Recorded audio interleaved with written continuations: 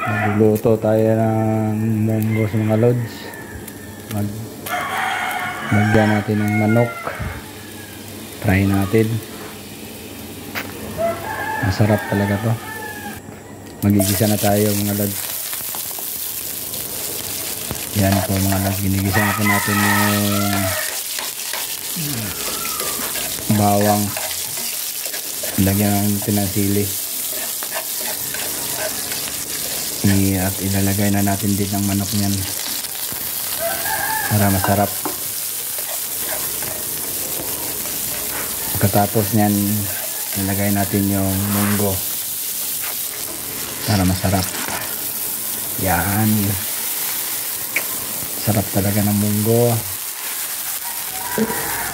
Haluin lang natin. Maya-maya lagyan natin ng tubig.